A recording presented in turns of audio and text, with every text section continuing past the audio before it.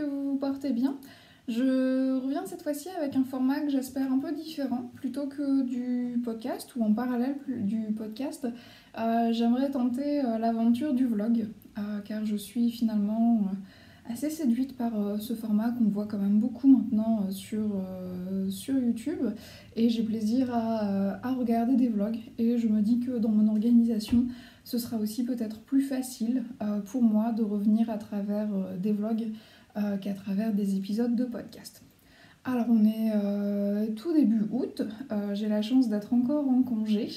Je garde mon petit garçon qui a presque 2 ans et demi. Ça passe très très vite. J'ai décidé de lancer ce vlog voilà, sur août.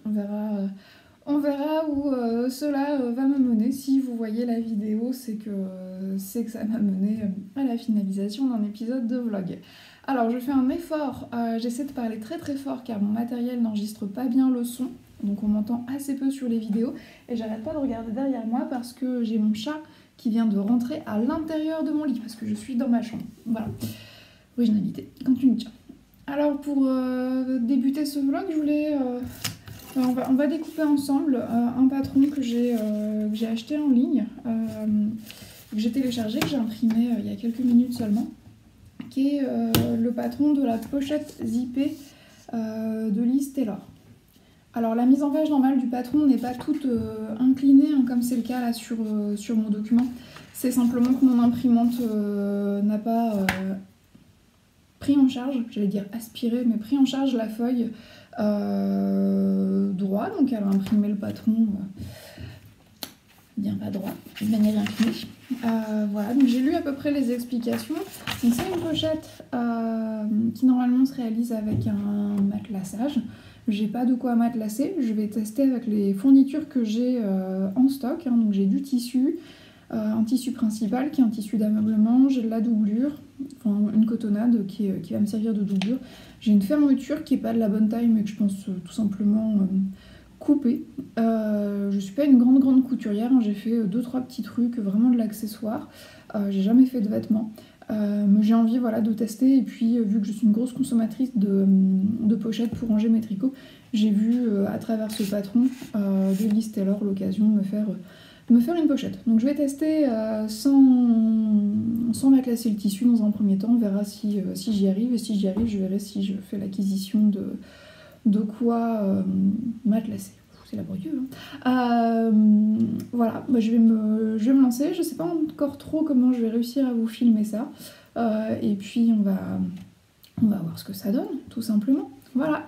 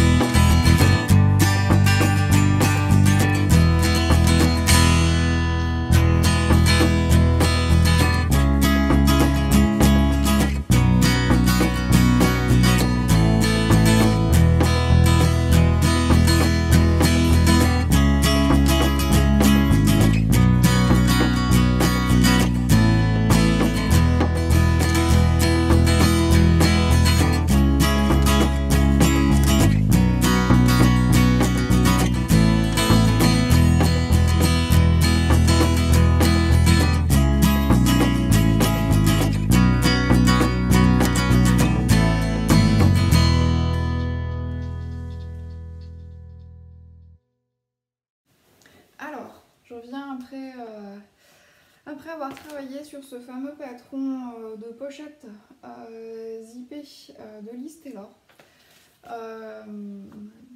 Alors c'est une réaction à chaud, hein, je viens de la finir, je viens juste de ranger, je regarde par là parce que c'est la pièce dans laquelle je l'ai cousue, il faut pas que j'oublie de parler fort, donc voilà, je crie.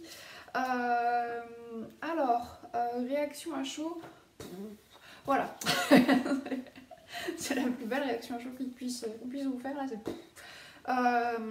Bon, il me semble important d'introduire en disant que je suis pas du tout une excellente couturière, vraiment pas. Que je suis particulièrement débutante et autodidacte. Donc je dirais une débutante niveau -1, on va dire ça comme ça. Par contre, j'ai pas du tout de problème avec les maths, ni la géométrie, ni de spécialisation, donc ça doit pouvoir être des points plus faciles pour la couture. Je vais vous raconter un tout petit peu mes galères, comme ça permettra peut-être à d'autres d'entre vous de se faire une idée et puis d'y aller. Alors je sais pas si j'insérerai les vidéos, je pense que je vais le faire, mais déjà j'ai galéré, mais je me suis sentie bête et en difficulté car j'ai mis un temps fou à assembler le patron. Alors bon, vous voyez que j'ai un petit décalage, mais ça je l'avais remarqué parce que mon imprimante n'a pas imprimé droit les documents, donc ça je l'avais en tête, hein, il fallait que je fasse attention, donc j'avais bien pris une règle, un compas, pas un compas, pardon, une équerre pour m'assurer que voilà, mes ongles étaient bien droits, que je n'avais pas de morceaux de billes, etc. Donc voilà, donc ça c'est le patron. Hein. Moi je n'avais jamais assemblé de patron PDF, c'est la première fois que j'imprimais un patron PDF et que je l'assemblais. J'ai pas saisi de suite la logique, vraiment pas, pour moins que je puisse dire. Et ça m'a pris un temps fou à comprendre la logique et à essayer de me débrouiller de ce petit puzzle. Alors je pense que voilà, la logique c'est d'avoir en tête un A, 3A, 3B. Moi j'avais pas du tout saisi ça comme ça. Moi je suis quelqu'un d'assez... alors ça va peut-être faire sourire donc je le partage. Moi je suis quelqu'un finalement qui est assez littéraire. Enfin littéraire on s'entend. Hein. Et du coup moi j'étais sur un A, un B, un C. 2A, 2B, 2C, 3A, 3B, 3C, car c'est comme ça que je structure mes documents. Donc j'y étais pas du tout, je comprenais pas du tout la logique de structuration. Je me suis dit, bah, c'est pas grave, c'est écrit quelque part dans le patron. Non, ça n'est pas écrit. J'ai vraiment galéré, j'ai galéré je pense pendant plus d'une demi-heure à assembler 8 pages. Voilà. Bon, après... à la décharge du patron, je déteste les puzzles. Ça m'a toujours énervée au plus haut point. Donc déjà, bon, j'aurais dû me dire que ça s'annonçait pas bien. Mais non, non, non. Je me suis dit, Christelle, t'aimes pas les puzzles, c'est pas grave. C'est pas la fin du monde. Tu vas y arriver. Bon, j'ai réussi. Je suis assez fière de moi. Voilà, j'ai bien pensé à en scotcher pour que ça colle pas, etc. Donc voilà, l'assemblage du patron, j'ai vraiment, là je vous montre que le L, parce que c'est celui que j'ai cousu, j'ai le M dans mon bazar là à côté, j'ai vraiment peiné quoi, vraiment, ça a été laborieux hein, pour assembler seulement 4 feuilles, franchement, je pense que si mon conjoint avait été là, ça aurait peut-être été moins laborieux parce qu'il n'a pas la même logique que moi, il est moins petit A, petit B, petit C, je pense que ça serait peut-être passé plus rapidement, je sais pas, mais cela dit, j'étais pas censée coudre avec mon conjoint. Donc une fois que j'ai eu fait ça, j'ai profité d'un temps sans mon petit garçon pour découper les pièces de tissu. Ça par contre, pas de difficulté. Ça c'est plutôt bien expliqué, donc elle sent se poser son tissu. Les explications, elles sont dans un PDF, un document papier, que moi je l'ai imprimé, hein, qu'on a à côté avec quelques photos, etc. Une fois le patron assemblé, les pièces découpées, ça allait plutôt bien. Voilà. C'était pas la première fois, je tiens à préciser que c'était pas la première fois que je cousais, j'ai déjà cousu des trousses, j'ai même fait des sacs origami, enfin, j'ai fait quelques bêtises, hein. J'ai pas été très loin parce que je suis pas... ça me prend du temps, et puis c'est pas quelque chose de nomade la couture, alors que le tricot oui, et moi j'aime bien bouger, donc voilà. Après je suis passée à l'élément, il faut pas que je le demande trop parce qu'il est payant quand même, du patron, où on vient coudre une petite partie pour que la finition autour du zip soit bien propre. C'est pas trop mal expliqué mais sans plus. Il a fallu que je pige, là encore que je fasse une petite division mathématique pour me dire ah oui c'est ça, parce qu'elle nous demande de découper un rectangle, de plier le rectangle 2 fois. mais à aucun moment elle nous dit dans quel sens elle plie le rectangle. Et moi, un rectangle, il peut à la fois être en portrait et en paysage, ça me pose pas de difficulté. Donc je ne voyais pas. Je ne voyais pas dans quel sens je le pliais pour le marquer au fer pour l'assembler. Donc ça a été un peu casse-pied. Et puis j'avoue, j'ai regardé un tuto en ligne qui est pas de Liz Taylor, hein, qui est gratuit sur YouTube, et ça m'a permis de m'en sortir. Premier point. Deuxième point, après, ensuite, on vient poser le zip. Et là, vu que j'avais déjà fait des trousses, j'étais pas embarquée dans la bonne logique. Moi, dans les trousses que j'avais fait, qui étaient doublées, on venait prendre le zip en sandwich et faire les coutures de façon à assembler en même temps la doublure et le tissu principal. Là, on fait pièce par pièce, et du coup, vu que je l'avais jamais fait, j'étais un petit peu perdue au moment de poser la doublure parce que pour elle, ça tient dans une phrase. Pas de photo, rien du tout. Je comprenais pas la logique. Et d'ailleurs, je comprends toujours pas la phrase. Là encore, je m'en suis sortie avec un tuto en ligne. Bon.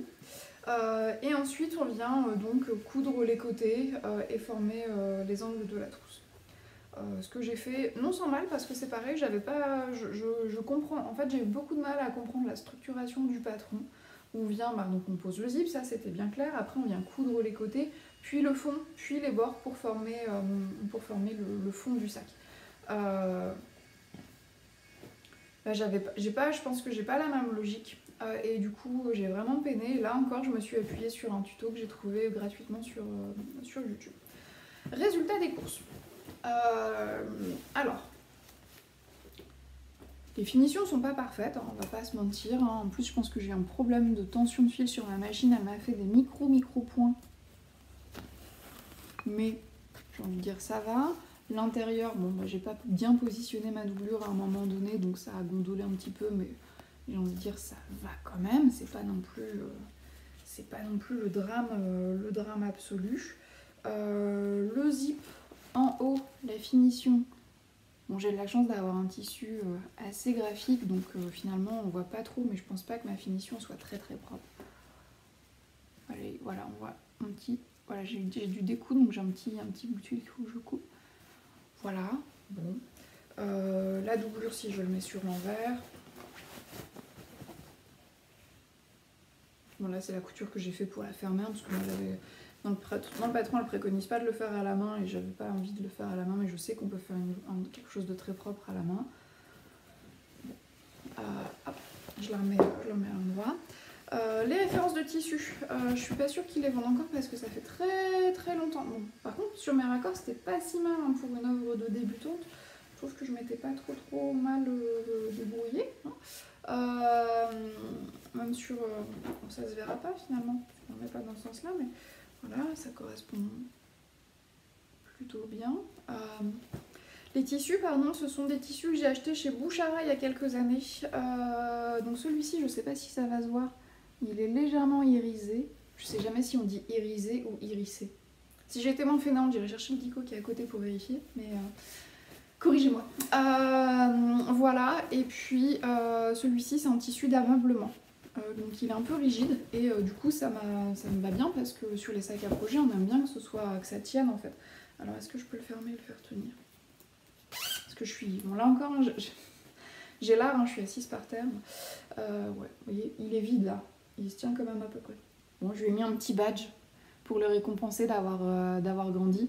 C'est un badge d'un éditeur, c'est de l'édition d'objets un peu illustrés comme ça. Je crois qu'ils nous ont fermé, c'était un badge Lamarelle. Moi j'aimais beaucoup ce qu'ils faisaient chez Lamarelle. Je trouve ça toujours très sympa. Alors, j'ai des tonnes de trucs d'eux, hormis les sacs et les accessoires comme ça, j'ai des bijoux mais j'arrive pas à les porter. Je trouve que c'est très marqué. Et autant dans la vie ça me pose pas de soucis, autant pour aller au travail. Bon, bref, c'était pas le sujet. Donc voilà, mon sac est fini. Globalement, je suis pas trop mécontente de l'objet fini. Je trouve qu'il a une belle taille. Il fait à peu près la largeur de mes épaules.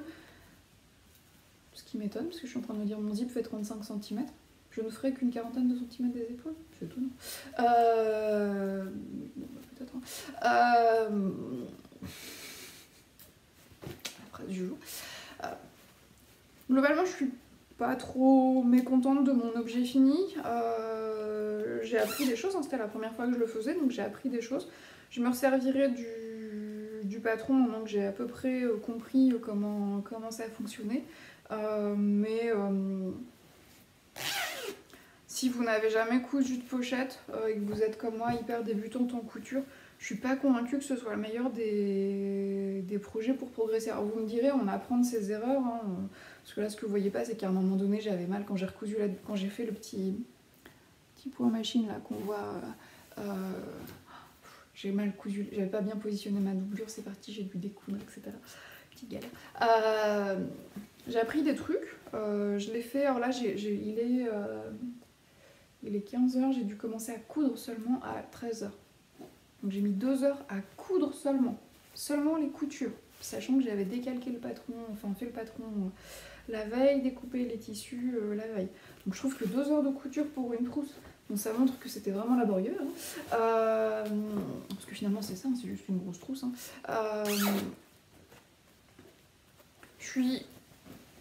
J'aime beaucoup pourtant cette créatrice, j'aime beaucoup ce qu'elle fait. Je viens de me commander un de ses livres là que j'ai trouvé là encore d'occasion. J'aime bien la personne, je regardais beaucoup ses podcasts avant, enfin voilà, vraiment c'est quelqu'un pour qui j'ai déjà commandé chez elle des boutons, de la laine, des petites choses comme ça. Je suis un peu déçue. La qualité du patron, enfin c'est pas tant la qualité du patron, c'est que j'ai pas du tout la même logique, je dirais. Et je m'attendais à un projet vraiment débutant compatible où je serais vraiment prise par la main. Et là c'était pas du tout le cas et j'ai... Voilà, j'ai soufflé comme je le fais là à l'écran. Hein. Donc bon. Et puis alors je mettrai en lien par contre là dans la vidéo, j'ai trouvé des tutos en ligne de pochettes qui n'ont pas tout à fait la même forme. C'est la forme moi qui m'intéressait. Qui n'ont pas tout à fait la même forme mais qui sont entièrement gratuits. Où là on est vraiment sur du pas à pas vidéo. La personne qui présente le patron, elle explique comment on prépare, voilà, enfin tout est fait, tout est donné et j'ai trouvé que voilà, il coûte pas si cher que ça, c'est 7 € le patron uniquement. Mais ouais, j'ai trouvé que c'était un peu... Moi je m'y retrouve pas, voilà. On a même pas une dizaine de photos. Quand on n'a pas la même logique, les explications, c'est pas du tout clair. Enfin voilà, moi... Là, les explications, vraiment, c'était laborieux. Peut-être que c'est mon avis, hein. Peut-être que je suis d'une sommité du nul en couture, ou d'une nullité exceptionnelle. C'est tout à fait probable, hein. Mais... j'ai un accro, pardon. Mais bon, voilà. Je me dis 7 balles, pardon pour le langage, 7 €. Je sais pas si j'aurais pas mieux fait de me débrouiller avec un tuto en ligne. Voilà. Bon. Un avis un peu mitigé. Maintenant que je l'ai cousu, je pense que je la referai. Donc je pense que je vais racheter des tissus d'ameublement pour avoir quelque chose comme ça d'un peu rigide. Maintenant que je pense avoir compris et puis appris mes erreurs, je pense que j'ai moyen de m'amuser un petit peu et puis à faire que je pourrais faire quelques cadeaux avec. Je me vois bien faire quelques cadeaux de Noël, voilà, là-dedans, se faire des pochettes. Je me dis que ça peut être sympa, ou d'anniversaire. Sachant que, alors je le précise parce que dans mon entourage, hormis ma maman, mais qui est couturière et qui est tricoteuse et puis qui a un niveau largement autre que le mien, donc je pense que quand je lui offre quelque chose, elle est touchée du geste, mais pas forcément par la qualité de l'objet que je lui propose. Je pense qu'elle voit tous les défauts. Du premier coup d'œil, le truc n'est pas encore déballé qu'elle voit déjà. Elle apprécie le geste, mais pas forcément l'objet fini, parce que elle doit se dire que je suis bien gentille.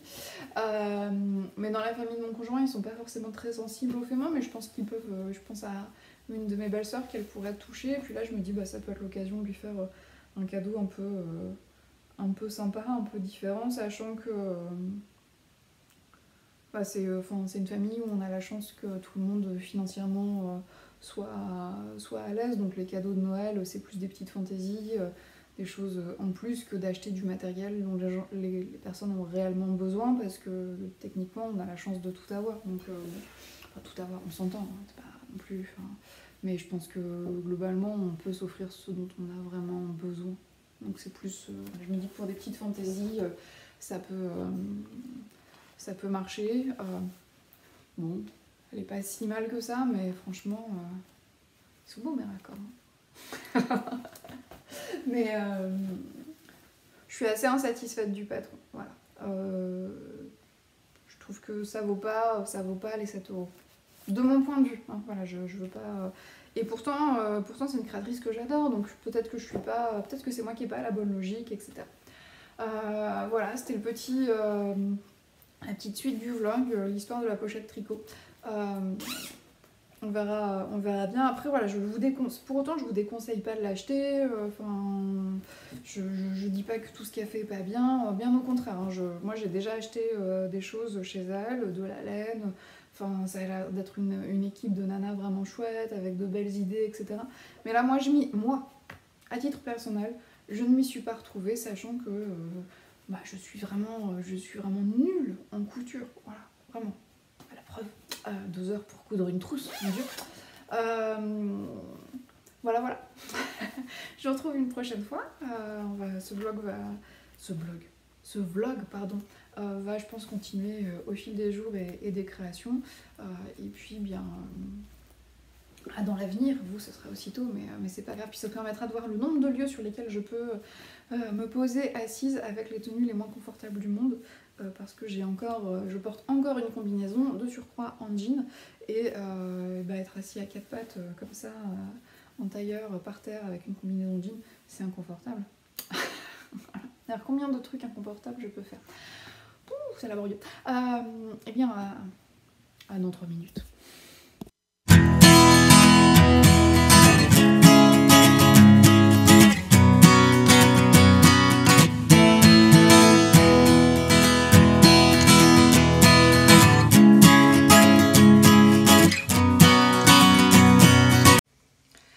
Voici. Alors pour vous ça a été immédiat, pour moi il y a une journée qui s'est écoulée depuis le précédent enregistrement. Donc je fais de nouveau l'effort d'hurler seule dans ma maison, c'est un peu étrange mais je continue. Et vous allez être agacés de m'entendre tous les quarts d'heure dire j'hurle. Je suis désolée. Je repasse rapidement dans ce vlog pour vous montrer mes chaussettes qui étaient en cours lors de mon dernier épisode de podcast et que j'ai eu la satisfaction de finir hier soir. Alors c'est des chaussettes que j'ai tricotées en fil Sox de fil d'art, qui est un fil qui ne se fait malheureusement plus mais que j'avais en stock et que j'ai bien aimé tricoter. Je l'avais déjà tricoté ce fil, donc c'est pas la première fois, mais dans ce coloris là c'était la première fois, puis ce sera la dernière vu qu'ils ne le font plus. Donc on est sur un mélange de couleurs presque automnal, pas presque, plutôt automnal en fait. On est sur quelque chose de chamarré, en jaune, bordeaux, nuances de vert, etc. J'ai bien 2 chaussettes et comme toujours, moi j'ai fait des chaussettes dites à la vanille, donc vraiment toutes simples. Moi je commence par la pointe, je monte jusqu'à avoir 64 mailles, je tricote ma chaussette, je fais une augmentation pour faire le gousset, je fais un talon renforcé et puis je reprends la tige et je fais un rabattage, un rabat, et non un rabattage, un rabat élastique. Alors, je me suis à nouveau mise au sol parce que c'est tellement pratique, ce qui fait que je devrais pouvoir faire une petite séance de gym assez simplement. Voilà ce que ça donne. Donc aux pieds elles sont pas hyper grandes, mais moi je les mets pas, enfin hyper fitées pardon, mais moi je les mets pas dans mes chaussures, donc c'est pas un souci. Et puis grâce au rabat élastique, elles s'enfilent et se désenfilent très bien.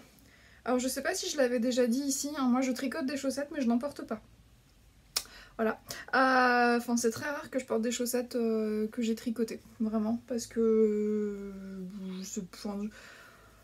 voilà. Donc je les tricote, je les amasse et puis de temps en temps, par vague, j'en offre à ma maman parce qu'on a la chance de faire la même pointure, donc je sais qu'elle les porte, donc comme ça fait le job. Et là je regarde au sol parce que j'ai déjà commencé une autre paire. Je vous disais lors de mon dernier épisode que ça allait être pratique, c'était dommage de ne pas les finir parce que ce serait pratique pour avoir un projet zéro cerveau en surveillant mon petit garçon et en travaillant sur des activités avec lui. Et effectivement, c'est comme ça que j'ai fini cette paire. Et donc je me suis relancée dans un fil que je vous avais déjà montré lors d'un podcast, qui est un fil Goumi de Bergère de France, c'est la Goumi 50, et le coloris c'est Prairie. Donc là on est sur quelque chose de bien plus estival. Et voilà, j'ai fini là il y a quelques minutes de réaliser les augmentations de la pointe. Alors moi pour la pointe je fais ça vraiment de manière basique, hein, j'augmente de chaque côté à tous les rangs après avoir fait un, je crois que c'est le Judith Magic Cast On. Mon anglais est effroyable, courage. Et puis après bah, je vais tout droit. Et moi les chaussettes je les tricote en, je dirais 2,5. Et surtout je les tricote sur des Knit Pro en Magic Loop. Voilà, moi c'est la technique que je préfère. J'avais acheté des mini, le trio Adi, où on a 3 aiguilles pour changer, ça marche pas, enfin ça marche pas, ça me convient pas. Et j'avais aussi acheté les Aya Aya, où il y en a deux, et une qui est un peu plus longue que l'autre. C'est pareil, ça fonctionne, enfin ça me convient pas. Donc bon, c'est comme ça. Hein. Par chance, j'ai pas acheté neuf, j'avais acheté en déstache, donc j'avais pas payé ça une fortune parce que du coup, ça me convient pas du tout.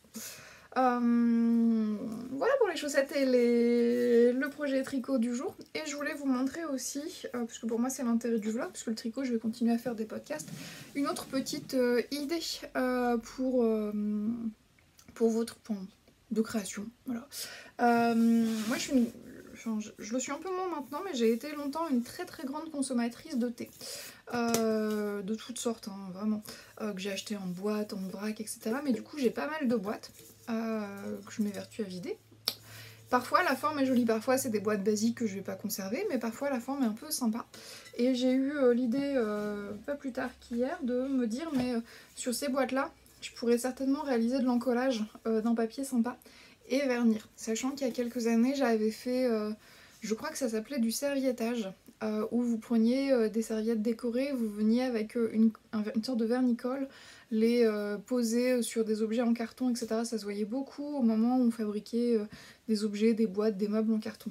Donc moi je l'ai fait sur des boîtes, alors je l'ai pas fait avec des serviettes, si j'ai fait une boîte avec une serviette pardon, mais je l'ai fait surtout avec du tissu que je venais en coller sur des boîtes. J'étais abonnée il y a quelques années à My Little Box, donc on recevait tout toujours dans une jolie petite boîte en carton, et pour faire des cadeaux je m'amusais à, oui, le hasard sympa, je m'amusais à recouvrir de tissu justement, à entoiler en quelque sorte avec le vernicole la boîte, ce qui me permettait d'avoir une jolie boîte cadeau. Et là je me dis bah avec les boîtes de thé je vais faire un peu la même chose.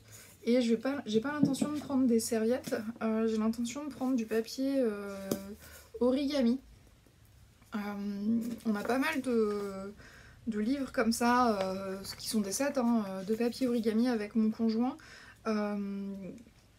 Parce qu'on a fait des choses, on a fait beaucoup de choses comme ça pour notre mariage. Je sais pas si il faudrait que je retrouve des photos, je suis pas sûre d'en avoir d'accès aisé. Mais pour notre mariage, une partie de le cadeau qu'on offrait à mon mariage, qui était il y a plusieurs années maintenant, il y a un petit moment, il doit bien avoir 6 ou 7 ans, je n'arrive pas à compter. On avait offert à nos invités, non pas des dragées, mais des petites plantes grasses en tout petits pots en métal, dans lesquels nous étions venus planter un petit support en bois sur lequel était encollée une grue en origami. Donc on a plié plus d'une centaine de grues, c'était très sympa. Surtout qu'on s'était dit qu'on ferait ça très à l'avance, puis à la fin c'était le rush. Et moi j'ai encollé sur des pics en bois les grues en mode non-stop, il faut y aller, pendant 3 jours. Voilà. Mais du coup on a encore pas mal de stock de papier, parce que ça nous avait bien plu. Et je me dis que c'est une bonne façon de recycler le papier. Donc là il y a plein, hein. Enfin sur celui-ci voilà, il y a énormément de motifs. C'est très japonisant, hein. C'est assez logique compte tenu du thème pour l'origami. Mais voilà, donc je vais faire ça et puis j'ai intention de le faire là de suite. Et puis de vous montrer ce que ça donne, tout simplement. Donc à tout de suite.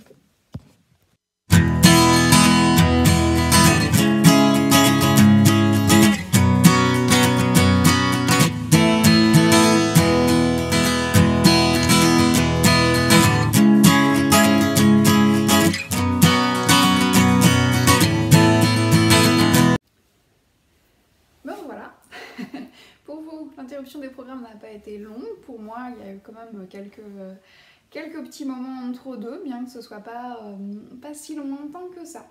Parce que j'ai la chance d'être toujours en vacances. Mais j'ai de longues vacances d'été, la structure dans laquelle je travaille ferme l'été, donc ça me laisse un petit peu de temps. Alors, ai-je fini ma petite boîte décorée? Oui, voilà. Donc j'ai encollé le papier que je vous avais montré sur ma boîte. Alors oui, j'ai une fenêtre pas vraiment en face mais pas très loin de moi. Et vu que j'ai appliqué un vernis vitrificateur, ça brille un petit peu. Je suis plutôt contente du résultat. Voilà. Il y a quelques petites imperfections, mais c'est pas dramatique. Ça fait l'illusion pour l'avoir acheté dans le commerce, franchement.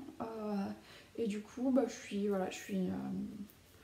vraiment ravie du résultat. Et ça me permet d'avoir une petite boîte toute neuve, ou en pot à crayon, ou je sais pas si j'en ferai un petit cadeau, ou un petit cadeau pour quelqu'un si j'achète du thé que je mets le thé dedans, voilà.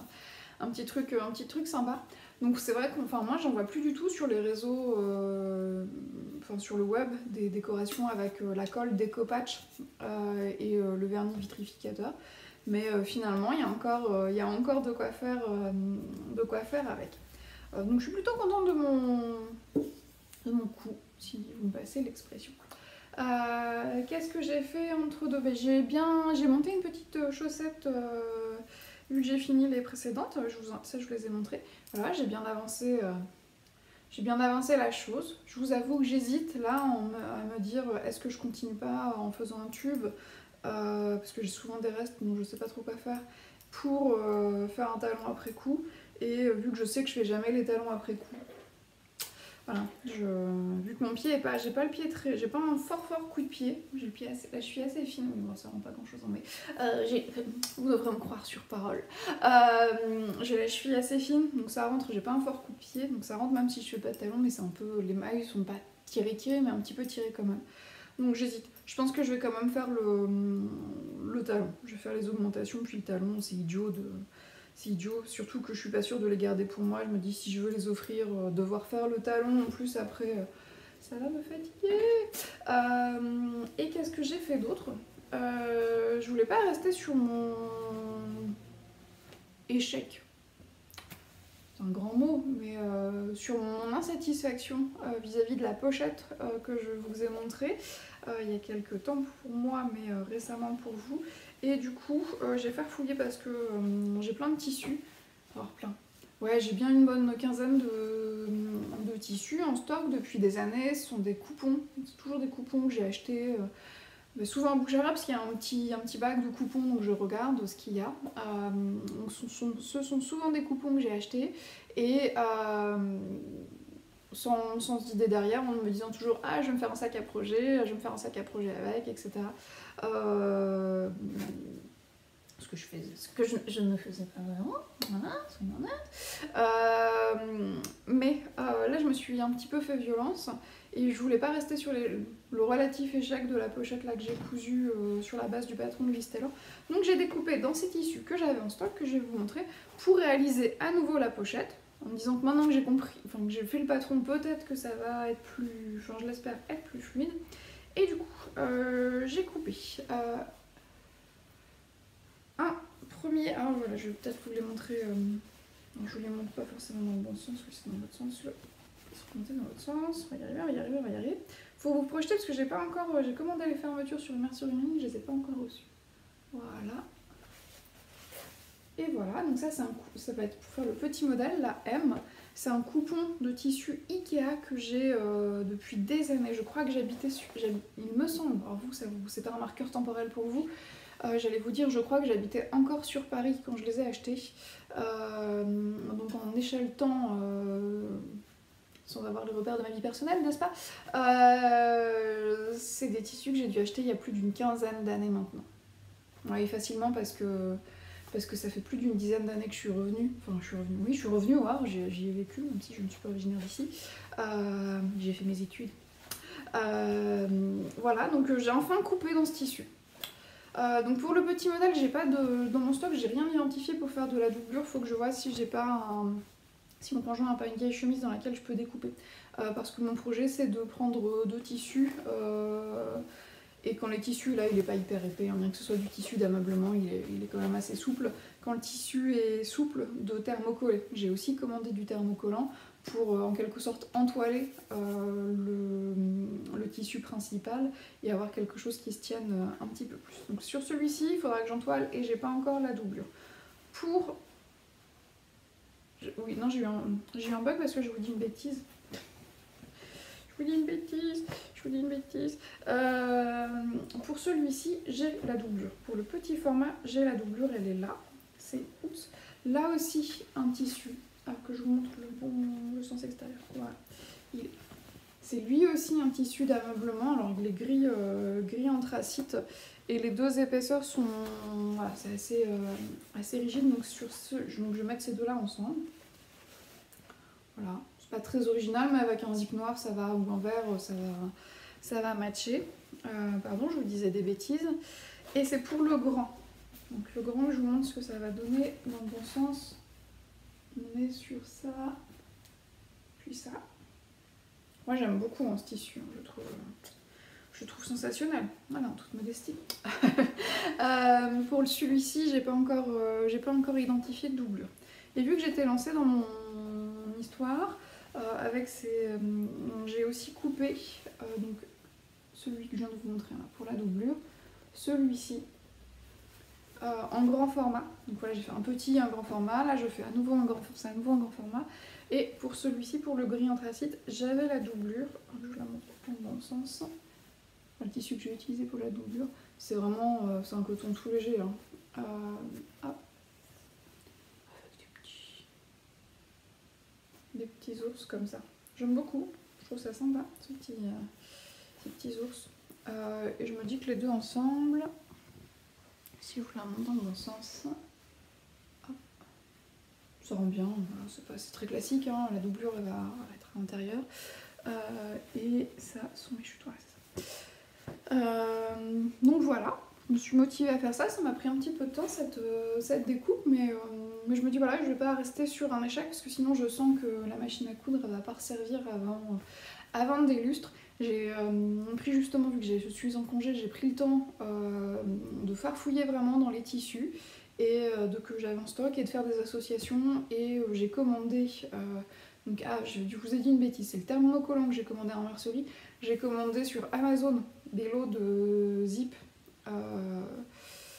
ou de tirettes comme disent les Belges, mais je les ai pas reçus, je les reçois demain, donc je verrai ce que ça donne. Je sais que, voilà, j'ai bien en tête que c'est pas très bien de commander sur Amazon, etc. Je refais pas, c'est pas une chaîne de débat politique, on se détend. Je fais plein d'autres choses par ailleurs, mais chez Bouchera, le zip à l'unité c'est 5 €. Vu que là je me suis lancée, c'est des projets où je suis pas sûre de moi, là j'en ai déjà 3, ça ferait déjà 15 € dans la nature si ça sert à rien par la suite. C'est vraiment dommage, et en plus c'est pas mieux produit en fait. Voilà. Si je trouve si vous me... À moins que vous ayez... Alors ça je prends. Dites-moi si vous connaissez des merceries qui proposent des produits fabriqués en France. J'insiste. J'aurais moins de scrupules à payer mes produits un petit peu plus cher si on est sur du Made in France ou un pays limitrophe. Enfin, je suis pas atteinte de chauvinisme. Souvent l'Allemagne, ils ont quand même une grosse part d'industrie de production, mais j'en sais rien. N'hésitez pas à me dire ça, je suis preneuse parce que j'avoue que j'étais dans ma petite folie curieuse, j'ai cherché 3 minutes et puis j'ai vite laissé tomber, n'est-ce pas? Et donc j'ai commandé sur Amazon parce que c'est quand même super facile et qu'on a accès à un catalogue plutôt ahurissant hein, de références. Bon, bien sûr, on se demande jamais où est la provenance, hein, parce que sinon on se met en boule dans un coin et puis on pleure, n'est-ce pas? Mais bon, donc je reçois le colis demain. Si j'ai le temps, j'essaierai de prendre le temps de vous montrer justement ce petit colis reçu, voir ce que ça donne, est-ce que ça valait le coup finalement de vouloir payer moins cher, c'est pas toujours une bonne idée. Hein. Et je me suis aussi commandé des petits anneaux marqueurs que j'ai trouvé trop mignons, qui sont en forme de petits toasts d'avocat, de croissants. Vu qu'en plus j'aime bien grignoter du sucré, là je pense que ça va pas m'aider. Ça va pas être raccord avec mon régime de l'été, n'est-ce pas? Non, je suis pas très calée niveau régime. Voilà pour les activités créatives, oui. Et je voulais vous parler aussi d'autre chose, parce que moi c'est ce que j'ai écouté pendant que je faisais justement ces projets. Alors, je sais pas si vous êtes tout le monde friand de podcast. Si c'est le cas, vous devriez... J'ai compris comment faire en sorte que ça fonctionne par rapport au podcast précédent. Ah non, bah raté. J'ai cru pourtant. On va essayer autre chose. Moi j'ai écouté des... Hop, comme ça. Ouais, c'est pas trop mal. Bon, vous avez le reflet de ce que je vois moi.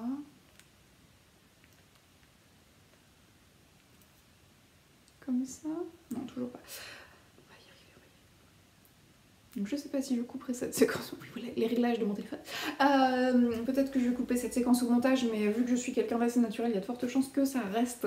Ce faisant, pendant que je faisais mes découpes de tissu, ou parfois quand je tricote et que je n'ai pas forcément envie de me positionner face à un écran, ou même à d'autres moments dans ma vie, j'écoute des livres, j'écoutais surtout beaucoup de livres audio sur Audible. Donc Audible, je présente pas, quasiment tout le monde connaît.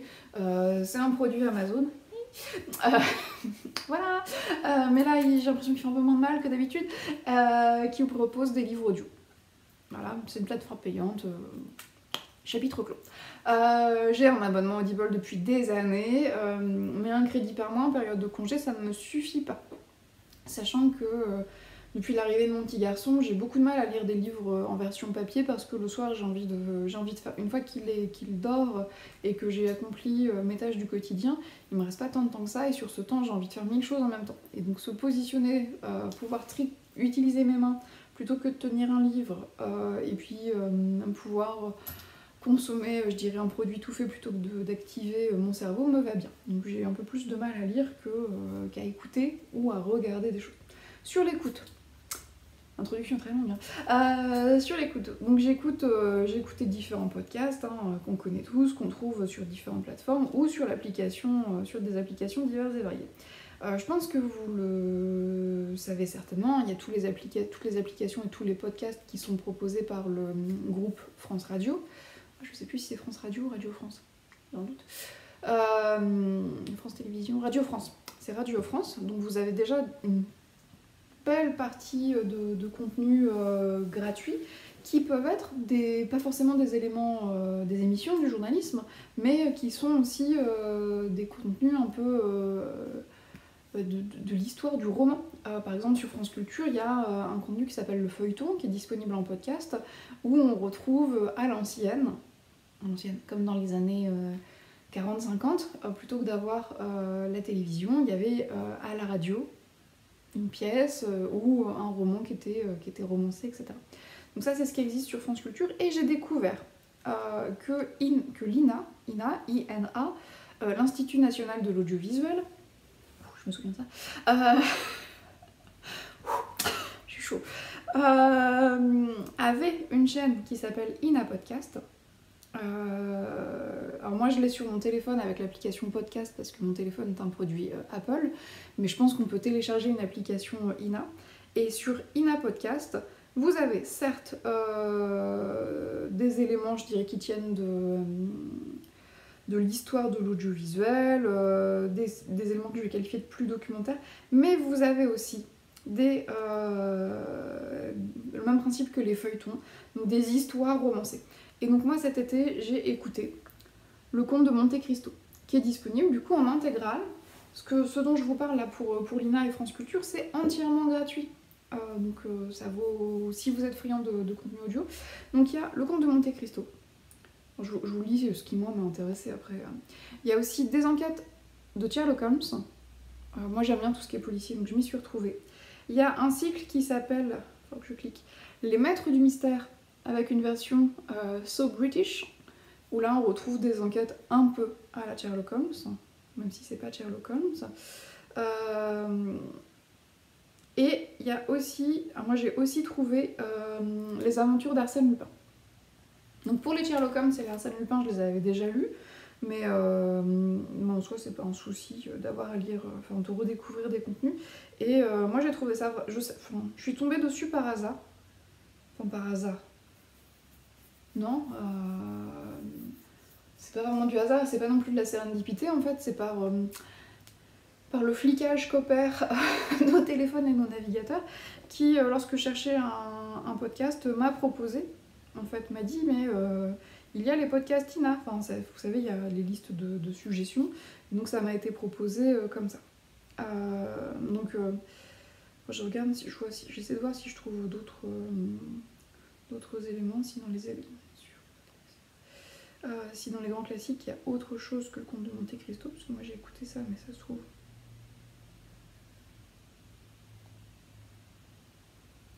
Dans les grands classiques, pour l'instant, de ce que moi je vois, il n'y aurait que le Comte de Monte Cristo, à moins que. Ça charge, n'est-ce pas? Non, pour l'instant il n'y a que celui-ci, mais bon, c'est quand même 38 épisodes d'une demi-heure. Voilà, donc ça vaut peut-être le coup de. Pour celles, parce que souvent j'entends dire que vous écoutez des livres audio, etc. Ben voilà, ça vaut le coup. Et puis moi, ça m'a permis, j'avoue, je n'avais jamais lu Le Comte de Monte Cristo, je n'avais jamais vu d'adaptation cinématographique. Vous n'êtes pas sans ignorer qu'il y a une version française du Comte de Monte Cristo au cinéma qui est sortie il y a ça doit faire quelques semaines maintenant, avec Pierre Niney. Bon, je ne fais pas partie des adoratrices de Pierre Niney. Comme beaucoup d'acteurs français, il m'énerve, pour tout vous dire. C'est terrible. Du coup, je me suis dit, faudrait que je lise. J'ai retrouvé le livre à la maison. Bon, j'avais plus envie de le lire. Là, donc ça m'a permis de découvrir l'histoire du Comte de Monte Cristo que je ne connaissais pas. Honte à moi, voilà, j'ai plus de 30 ans et je ne connaissais pas ça. Je trouve la qualité du podcast très bien. Franchement, c'est bien fait, c'est bien scénarisé. Est-ce qu'on a l'intégralité du livre? Je suis pas sûre, compte tenu du temps d'écoute, 38 x 30 minutes. Faut que je fasse une division, ça doit faire... 15, 4, ça fait 19 heures d'écoute. Je pense qu'il faut plus que 19 heures pour lire le pavé que représente le Comte de Monte Cristo. Mais il y a peut-être moins d'ellipses en 19 heures que dans un film de 2 heures. Voilà. Franchement, c'est bien scénarisé, ça s'écoute très bien, on a envie de savoir la suite, etc. Est-ce que moi, l'histoire du Comte de Monte Cristo m'a plu? J'ai trouvé que c'était moderne quand même pour l'époque d'écriture. Faut remettre ça dans son contexte. J'ai trouvé que c'était... L'idée de ce récit me semblait assez moderne. Mais finalement, hormis l'histoire d'une vengeance, j'ai pas trouvé forcément beaucoup de plaisir. Et moi, j'avoue que je suis plus du policier, ce genre de choses, que voilà, une histoire comme ça. Ou de l'essai. Les essais me dérangent pas, mais au contraire. Mais pardon. Ça doit être là. Je pense que je vais l'appeler comme ça, cet épisode. C'est intéressant, ça retrace, je trouve, plutôt bien l'époque, pour nous qui sommes très éloignés de cette époque, les conventions, etc. Et puis ce côté personnage vraiment méchant, en fait, la fourberie, mais pas au sens comique du terme, vraiment, voilà, et c'est peut-être ce qui m'a embêtée en fait. Et on retrouve aussi la droiture, la grandeur d'âme du personnage principal, hein, qui a quand même subi beaucoup de choses. Mais vu que je suis pas quelqu'un qui apprécie particulièrement la vengeance, bon, c'est une belle histoire, mais ça m'a laissé un peu sur la fin. Je ne critique en rien le roman de Dumas. Et sincèrement, je vous incite à aller écouter ces podcasts Ina ou France Culture. France Culture, il y a quand même eu plein de choses. Hein. Il y a eu... comment ça s'appelle c'était le roman d'Elena Salente. Je ne sais plus. Ça a fait un gros carton il y a quelques... je vais regarder si je le trouve. Il y a quelques années maintenant, je crois, oui. Il y a Tintin, voilà, bon après on n'est pas tous, moi j'aime bien Tintin. Sur France Culture, qu'est-ce qu'il y a? Le feuilleton, voilà, j'y suis, pardon. Alors,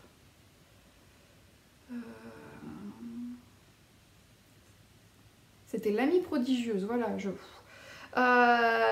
d'Elena Salente. Là il y a quelque chose sur Kafka. Il y a le feuilleton d'Avignon, donc je pense que c'est plus lié au festival d'Avignon. Il y a des extraits de la correspondance de Kafka. Il y a l'Amérique de Franz Kafka. Il y a quelques œuvres de Kafka, là il y a le procès notamment. Il y a pas mal de choses. J'ai l'impression que ça va, ça vient en termes de contenu, puisqu'il y a longtemps eu justement l'amie prodigieuse, Elena Celente. Enfin, il y a pas mal de choses. Je suis en train de me dire, vous avez vu mes cheveux pendant... Donc il y a pas mal de choses, et surtout c'est du contenu gratuit, produit par des services publics.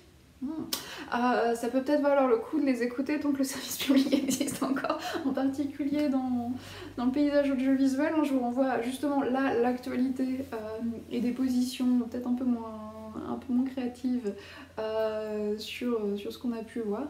Mais vu que c'est pas très éloigné de mon métier, dont je ne vous parlerai pas, ce sont des sujets qui me touchent de près et auxquels je suis particulièrement attachée. Voilà, c'était le coup de gueule du podcast. Ça ne réussit pas de mettre des mots de couleur, pardon. Voilà, c'est tout pour le moment. Je me dis que ça fait pas mal d'heures. Je sais pas si je vais pas essayer de le faire en plusieurs petits morceaux. Bon, à très vite pour vous, et puis voilà. Et me voici à nouveau. Pour vous, ça doit faire quelques secondes. Pour moi, ça fait déjà quelques jours. Alors, je reviens parce que j'ai fini de coudre les pochettes dont je vous ai parlé il y a quelques secondes de ça à propos de la découpe de tissu. Donc, j'ai bien réalisé les 2 pochettes que je devais réaliser, toujours sur le modèle de patron de Liz Taylor. Donc, petit modèle, le modèle M, donc avec ce fameux tissu Ikea, la fermeture éclair commandée en lot sur Amazon, donc on voit des petites finitions comme ça, et en doublure, le tissu d'ameublement, la toile de coton un peu épaisse, grise, que je vous avais montré. Alors bilan de la réalisation, vu que là c'était là, vous voyez, les raccords sont, me semble-t-il, plutôt propres. Les finitions me semblent plutôt jolies, voilà. Plutôt propre là encore, voilà. Je suis, voilà, même à l'intérieur, vous voyez, hop, c'est plutôt propre. Je suis contente du résultat des pochettes. Celle-ci, vous voyez, elle se tient globalement, là elle est vide, hein. Donc elle se tient quand même plutôt bien, je trouve. Moi j'adore toujours autant le tissu, hein. Ça c'était un coup de cœur ce tissu, donc voilà, celle-ci elle est pour moi. Je pense que c'est ce que je vais faire avec tout, donc ça va être problématique. Vu qu'elles étaient pour offrir à la base, si à chaque fois que j'en ai elle est pour moi. Je me sens un peu comme Gollum, mais ils sont précieux. Mais bon. Voilà. Donc voilà, plutôt contente à la fois de l'objet fini et de la réalisation. Alors ça a été encore laborieux, j'ai mis du temps parce que je voulais m'appliquer, je voulais de belles finitions, je voulais un projet bien mené. Je me suis pas vraiment appuyée sur le patron cette fois-ci. Vu que j'avais découpé les pièces de tissu au bon format et que j'avais encore en tête le montage, bien là je me suis détachée du patron pour faire à ma sauce. C'est-à-dire que la fermeture, plutôt que de coudre en quasiment 3 reprises, moi j'ai pris doublure et tissu principal en même temps sur le zip de chaque côté, puis après seulement j'ai fait ce petit trait, donc j'ai gagné du temps. Là pour le biais qui vient encadrer, puis surtout donner un aspect très propre au projet autour du zip, j'ai bidouillé à ma sauce, donc c'est un peu la même idée que Liz Taylor. On voit à l'intérieur c'est propre aussi, mais je me suis pas cassé la tête avec les mesures. Je me suis dit voilà, ce qui compte c'est qu'on ait quelque chose qui soit bord replié de part et d'autre et qu'on ait quelque chose de net. Sur l'angle là aussi, ayant compris la manip, je pense avoir compris la manip, donc je me suis un peu débrouillée toute seule, j'ai pas trop cherché midi à 14h, et ça s'est pas trop mal passé, mais j'ai quand même mis du temps, j'ai dû mettre 1 heure, alors que les pièces étaient découpées et qu'il y avait entre guillemets plus qu'à coudre. Donc voilà la première. Donc je suis super contente, hein, je viens de faire ça.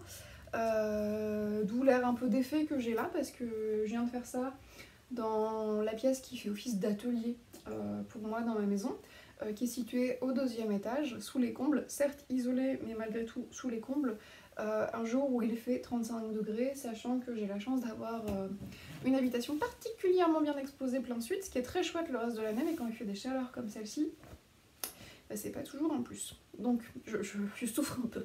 Voilà. Je suis pas faite pour la chaleur, moi. Moi je viens du Cotentin, hein. Voilà, la région où il fait 15 degrés toute l'année. Bref, pour la seconde, bien un grand format cette fois-ci, le même tissu que celui qui m'a servi de doublure pour celle-ci, mais en tissu principal cette fois-ci.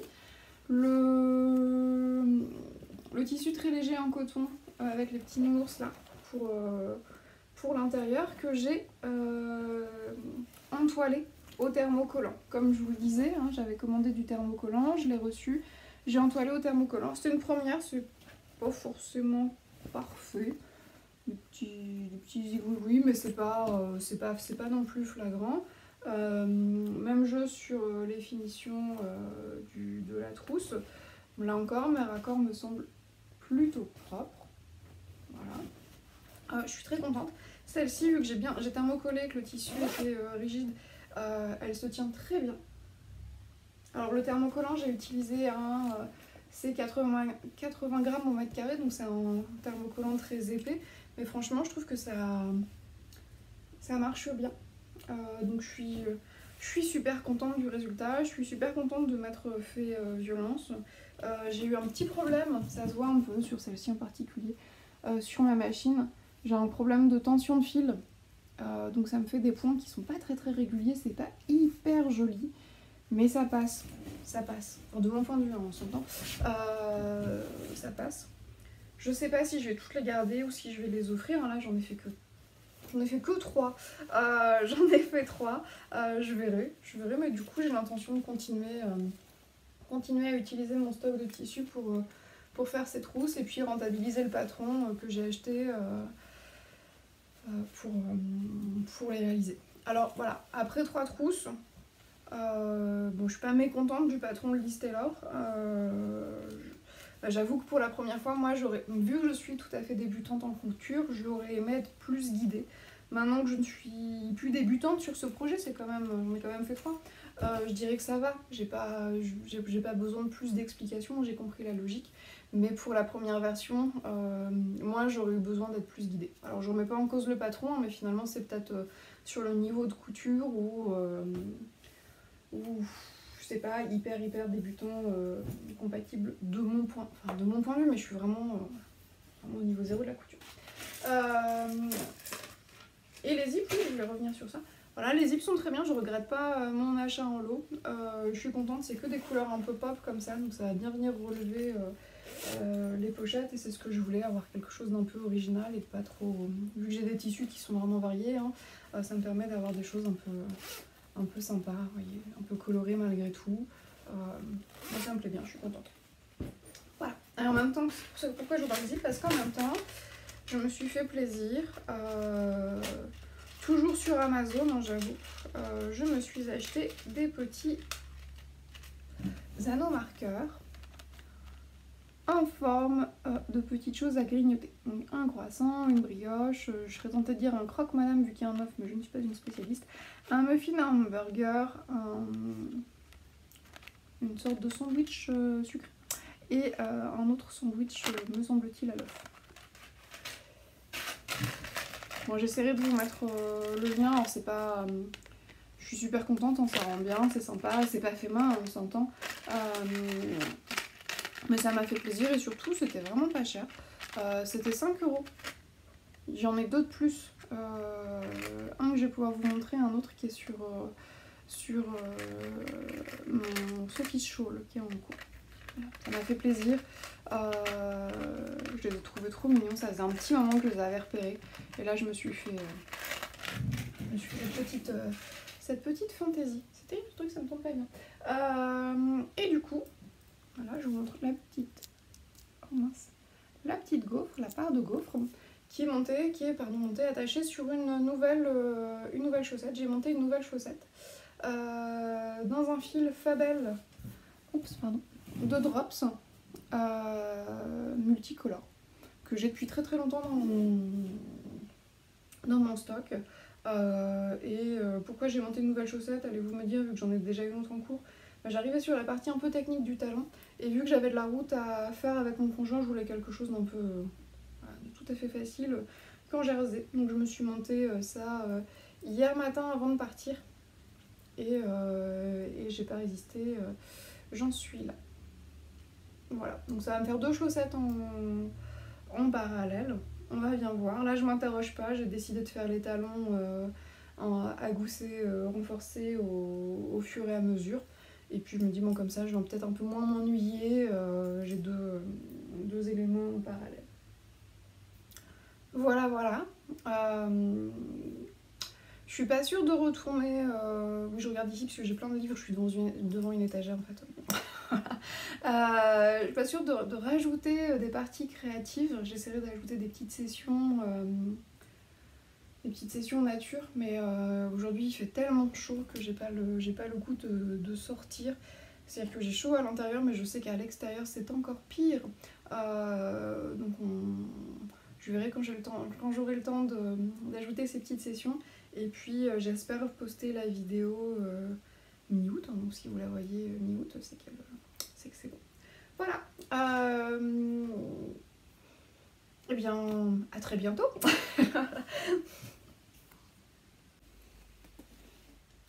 De nouveau. Alors, je pense que ça va être la dernière séquence de ce vlog qui m'aura ponctué moi mes 2 semaines de vacances sur le mois d'août 2024. Qu'est-ce que j'ai fait pendant ces 2 semaines? Bien, j'ai avancé différents projets tricot dont je vous ai parlé un peu au fil de l'eau et sur lesquels je reviendrai dans un podcast dédié. Et surtout, j'ai poursuivi l'aventure de la pochette à zip que j'ai débuté au tout début de ce vlog sur la base d'un patron de Liz Taylor. Donc je vous en ai déjà présenté 1, 2, 3 et j'ai continué. J'ai continué avec plus ou moins de qualité. Je vous en parle et puis après je parle d'autre chose. Donc j'ai poursuivi mes aventures avec ce tissu que j'avais en stock, qui était un tissu d'ameublement que j'avais eu chez Mondial Tissu, que j'aimais beaucoup. Hop, un petit fil.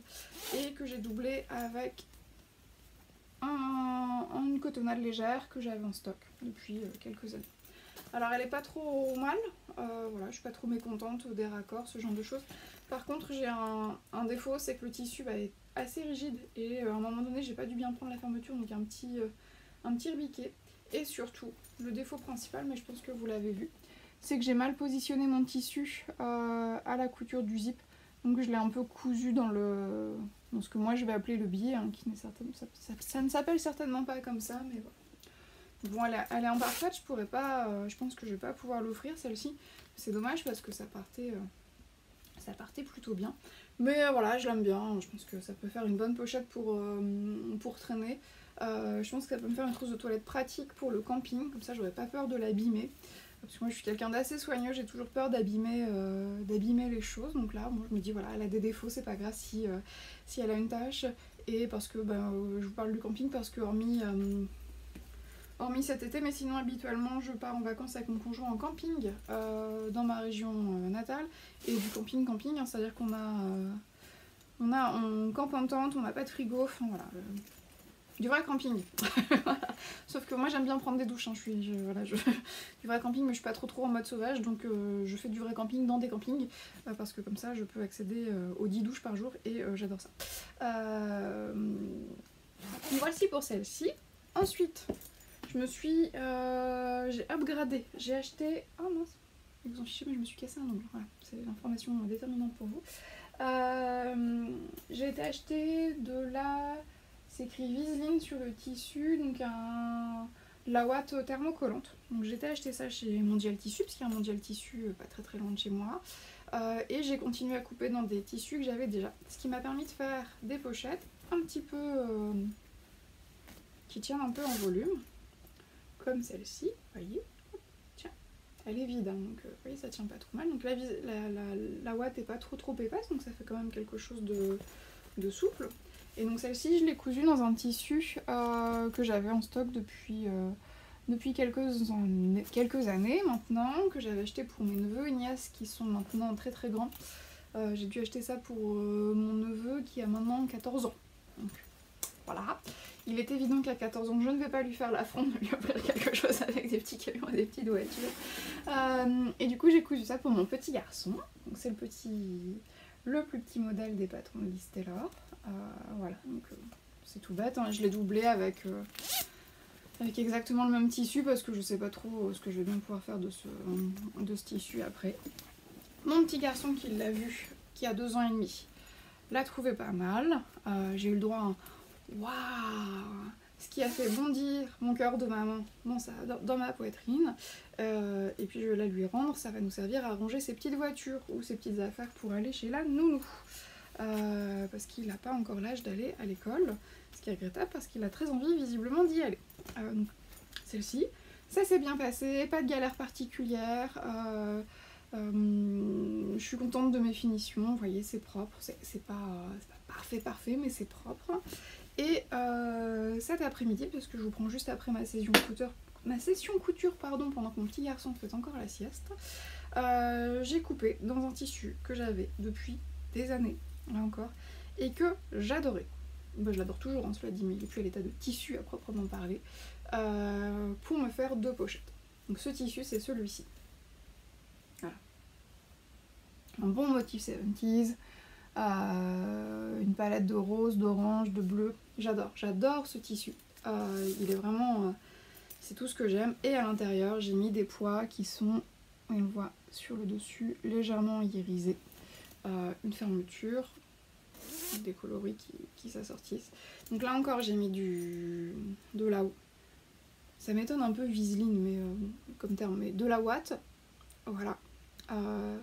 Donc ça donne ça. Je suis pas trop mécontente des raccords, c'est propre. C'est pas exceptionnel, mais c'est propre. Je la trouve très belle, je suis très contente. Et vu que j'avais assez de tissu pour en couper 2, j'ai coupé le modèle M et le modèle L, qui est beaucoup plus grand. Donc là encore, dans le même tissu, j'ai juste joué un peu sur la couleur des zips, où là on est un peu en contraste. Donc pour que vous puissiez comparer, là comme c'est le même tissu, on voit bien la différence de taille entre le M et le L. C'est modèle M et modèle L, c'est pas tant la largeur, c'est la profondeur de la pochette. On a une grosse différence. Voilà, j'adore le résultat, vraiment. Je sais pas, celle-ci, je pense que ce tissu-là, je vais pas pouvoir les offrir. Je vais pas pouvoir me résoudre à les offrir. Parce que voilà, voilà. Je l'adore ce tissu. Après voilà, je vais voir si j'arrive à me résoudre à les offrir, mais je suis pas sûre. Je suis pas sûre. Donc là, c'est là. Donc 1, 2, 3, 4, 5 et 2, 7. Bon, au bout du 7ème, c'est bon, j'ai compris le patron. Hein. Voilà. C'était la première qui était compliquée en fait, mais voilà, j'ai compris le patron. Il y a des choses que je bidouille un peu à ma sauce et je suis tout à fait... Ah, il y a un petit fil. Oui, petit fil, il faut que je coupe. Je suis tout à fait satisfaite du résultat. Je trouve que c'est propre. Enfin, moi, ça répond pleinement à mes attentes. Voilà. Donc voilà, ma petite aventure de couture de pochette. Je vais essayer de continuer histoire de finir mon stock de tissus, parce que j'ai encore pas mal de choses. Mais voilà, je suis ravie de tout ça. Donc j'ai pas fait grand chose d'autre hormis coudre. J'ai avancé les chaussettes que je vous ai montrées. Et puis j'ai avancé aussi, je suis pas sûre de l'avoir montré dans le podcast, le Sophie's Shawl que je tricote dans une laine langue 1000 coloris en 200 grammes, qui est un fil qui est en laine et acrylique. C'est une composition moitié-moitié, pardon. On est sur du 200 grammes pour 380 mètres. J'avais 2 pelotes. La pelote ressemble à ça, donc là on est sur des tons très automnales. Et j'ai déjà tricoté la première pelote sur la pointe, voilà. Et là je suis sur la partie diminution. J'en profite, je vous montre mon petit marqueur. Je suis plutôt contente. Forme de petit sandwich. Donc ça avance bien, c'est un projet qui est pas compliqué du tout. Je fais ça le soir en regardant quelque chose à la télévision avec mon conjoint. Ça me botte bien, c'est fait, voilà. c'est zéro cerveau. Ce qui fait qu'entre ce châle-là et les deux chaussettes dont je vous ai déjà parlé, eh bien j'ai pas avancé mon pull fil d'art dont je vous parlais dans mon podcast. On verra si d'ici à la sortie du podcast j'arrive à le finir, mais voilà. Et pour le tricot, je voulais en profiter pour vous montrer ce que j'allais tricoter prochainement. Alors j'ai les laines et j'ai encore quelques incertitudes sur les patrons. Donc le premier, il s'agira d'un fil de Mobilène que je lui ai acheté en destache sur Instagram parce qu'elle a arrêté son activité pour s'occuper de sa petite fille et je comprends. Il s'agit d'un fil 100% mérino, 400 mètres pour 100 grammes qui s'appelle Twist Morito. J'adore la couleur. Entre le vert 7LM et le jaune citron, je suis fan. Et pour tricoter avec, parce que je vais doubler, j'ai acheté ce fil qui est de la Kit Silk Unicolor de Drops, qui ressemble très fort à un coloris pelouse, et la couleur s'appelle 48. Voilà, donc je vais mettre les deux ensemble. Je sais pas si ça rend bien, moi je suis sur un vert, on est vraiment vers... Ouais là ça rend pas trop bien, on est vraiment sur un vert 7LM. Donc je vais mettre les deux ensemble. J'hésite entre différents patrons. Mais je voudrais quelque chose de tout simple. Je vends plus voilà, un basique avec du moire. Pardon pour le bruit, parce que je mets mon chevaux bien au chaud dans son sachet. Et sur le modèle, j'imagine me tourner plutôt vers un des derniers patrons de Longue avec Anna. J'ai pas pris mon téléphone, donc j'essaierai de mettre le nom dans la barre d'infos. Qui a une petite fente sur les côtes en bas, devant. Je me dis que ça peut être sympa. Et pour l'autre, ou un modèle de petite knit, elle a un modèle qui est pareil en mohair, tout en figurine, et mohair. Assez simple, tout en jersey, je pense, j'hésite entre les deux. Et pour le deuxième, là encore, un mélange avec de la Kit Silk de Drops. Là on est sur le coloris, j'ai un doute entre massepain et pâte d'amande parce que dans ma tête c'est la même chose, c'est la couleur 56. Et ce fil d'art qui est présenté comme ça en pelote, qui je crois n'existe plus, qui est le fil Bayadère. Que moi j'avais pris dans un coloris aux teintes rose orangé qui s'appelle Pamplemousse. Je pense que les deux mélangés, ça peut bien matcher. Et pour le fil d'art, là encore j'ai l'idée de faire un pull tout simple. Je vais essayer de faire le pull, la fiche modèle qui était préconisée pour ce fil là, mais du coup en doublant mon fil. Parce que là j'ai fait un test, il préconise de tricoter l'ouvrage sur du 3, j'ai regardé ce que ça a donné, le fil est extrêmement fin. Le fil est extrêmement fin. Et du coup ça fonctionne pas même sur du 3, hein, c'est beaucoup trop déjaugé. Donc je pense le faire avec le mohair en plus. Et le modèle c'est celui-ci. Alors le modèle s'appelle Bianca. C'est celui-ci, c'est tout simple, hein, c'est un pull vraiment rectangulaire au point mousse qui est tricoté à plat. Et je pense qu'à plat ça peut donner un peu de tenue grâce aux coutures. Donc voilà ce que j'ai envie de faire après. Oui, voilà, je vous ai jamais montré cette partie, je pense, de la pièce dans laquelle je stocke, oui. Je pense que le mot stocker est bien adéquat parce qu'il y a un peu de bazar quand même partout. J'entrepose, je range avec de gros guillemets ma laine, j'espère, parce que là j'ai pas l'intégralité de l'image, j'espère que vous ne voyez pas la planche à repasser à côté. Si c'est le cas, je vous prie d'en excuser. C'est un beau bazar cette pièce. Et oui, je voulais vous parler avant de vous dire deux petites choses. Donc ça c'est le prochain modèle tricot, j'espère réaliser. Je voulais vous parler d'un bouquin, parce que je lis peu le livre papier, mais j'en lis quand même, qui s'appelle Plutôt nourrir, l'appel d'une éleveuse, qui est sorti en librairie il y a peut-être 2 ou 3 ans maintenant, que j'ai beaucoup aimé, il y a 2 ans. Que j'ai beaucoup aimé, c'est pas du roman, hein, c'est un travail journalistique, hein, sur deux personnes qui ont changé un peu de carrière, dont une jeune femme qui a fait Sciences Po et qui a décidé d'aller vers l'élevage pour la production de viande, l'élevage je vais dire de cochons, on dit quoi? Porcin, et qui travaille sur un autre mode de production que celui qu'on peut connaître. Bon, j'en parle assez peu, mais je pense que sur certains petits mots que je laisse de temps en temps, vous le devinez. C'est des choses qui me parlent, bien que moi j'habite... je suis une citadine, j'habite... Oui, j'habite en centre-ville. J'habite en centre-ville du Havre, donc c'est quand même une très très grosse agglomération. Mais j'ai 2-3 convictions comme ça. Et peut-être qu'un jour, voilà, j'irai élever des cochons. Me connaissant, ça risque pas. En plus, j'aime mon métier, donc c'est dommage, mais voilà. Mais du coup, il est vraiment intéressant cet ouvrage. Ça figure, on voit en fait souvent des vidéos choc sur l'industrie agroalimentaire et la production en masse, etc. Et il existe d'autres modèles.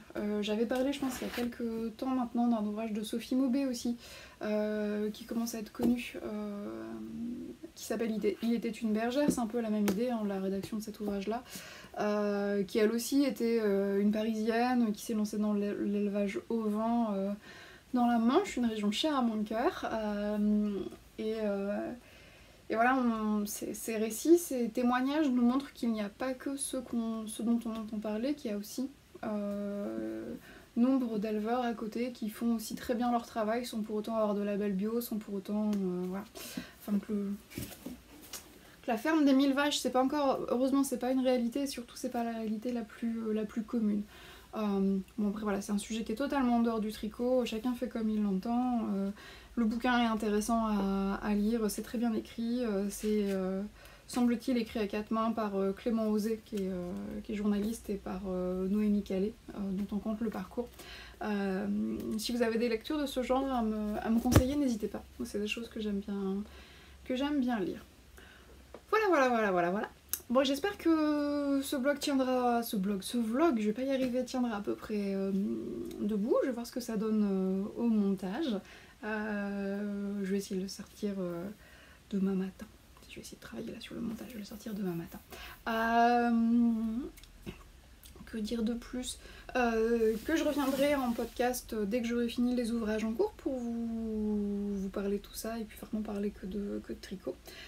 N'hésitez pas à me dire en commentaire si ça vous a plu ou pas. On sait pas toujours quoi écrire sur les commentaires, donc sur mon précédent podcast, je vous proposais de mettre un petit chat. Là, je sais pas, vu que c'est vraiment dédié couture, pourquoi pas une petite bobine de fil ou une petite machine à coudre, n'hésitez pas. Ça me ferait très plaisir, c'est toujours plaisant quand on lit vos commentaires. Et d'ailleurs, merci beaucoup à tous ceux qui ont pris le temps sur mon dernier podcast de laisser des petits j'aime, des commentaires. C'est adorable, ça m'a beaucoup touchée, même si je sais pas toujours quoi répondre ou que je réponds pas dans l'instant, ça m'a fait plaisir. Parce que c'est vrai quand on tourne des vidéos comme ça et qu'on les livre sur la machine, internet ou réseaux sociaux, on sait pas trop ce que ça devient. Donc d'avoir un retour, c'est toujours agréable. Au moins, voilà, on sait qu'on a été écouté. Et puis moi, j'ai tellement de plaisir à écouter des podcasts, des vlogs, que ça me fait plaisir aussi de partager. Sur ce petit point-là, peut-être vous donner deux idées. Je pense qu'elles sont connues, mais des découvertes que j'ai faites récemment. J'ai découvert les podcasts et les vlogs d'Irina Pauline. Je vais essayer de mettre une incruste vidéo par ici. J'ai adoré, ça m'a beaucoup plu, son univers. C'est une jeune femme bordelaise qui est maman de 2 enfants, qui parle crochet, tricot, couture avec beaucoup de fraîcheur et de simplicité. Ça m'a beaucoup plu. Je sais pas si elle est très connue, c'est pour ça que j'en profite,